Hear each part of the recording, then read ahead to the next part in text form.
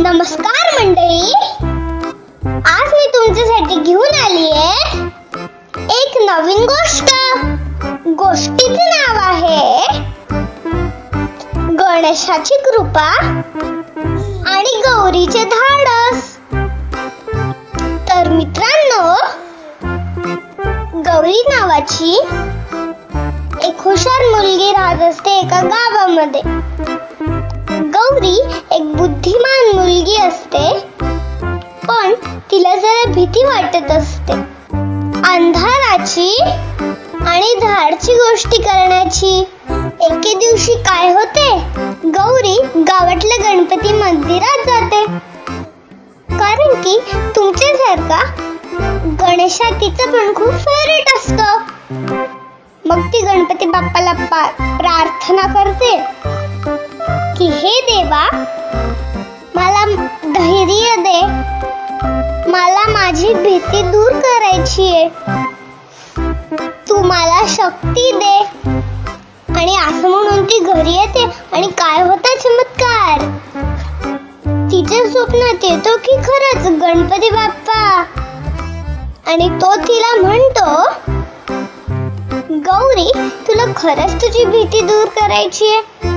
गौरी आनंदाने म्हणते, हो बाप्पा.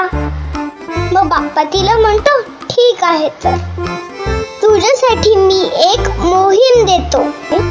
गावाच्या थोडं दूर एक जुनं मंदिर आहे. त्या मंदिरामध्ये एक शंख आहे.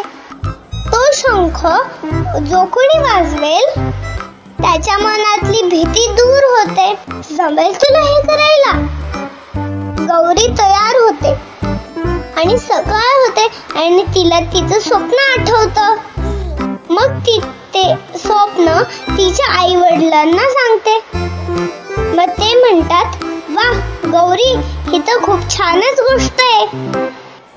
एक की तुला तुझी भीती दूर करायची आहे, आणि दुसरं, तुला तर गणपती बाप्पा मदत करतोय. यात नाही म्हणण्यासारखं तर काहीच नाही. मंदिराचा रस्ता मी तुला सांगते. असं म्हणून गौरी आई बाबांची परमिशन घेते आणि आई बाबा पण तिला आनंदाने होकार देतात. मग गौरी निघते की मोहिमेवर. मग गौरीला एक वाटेमध्ये छान जंगल लागतं.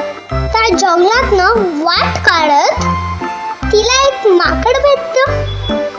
तो माकड तिला मदत करतो पुढचा रस्ता दाखवायला. पण त्यामध्ये असतं एक ट्विस्ट. माकड सांगतो की पुढे जाऊन तुला एक गुहा पार करावी लागणार आहे. त्या गुहेमध्ये साप असतात बर का.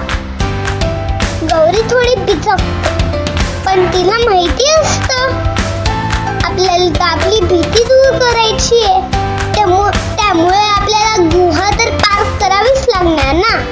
मग ती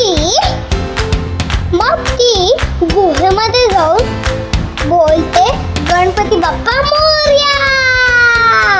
आणि मग काय, ती खरंच ती गुहा पार करते आणि जाऊन पोहोचते मंदिराजवळ. ते मंदिर खूप सुंदर असतं. ती न घाबरता पुढे सरकते आणि काय, तिला दिसते तो दिव्य शंख. ती तो शंख घेते आणि वाजवायला प्रयत्न करते. एक दोन वेळा वाजवलं की तिला जमतो आणि मग ती घरी जायला निघते.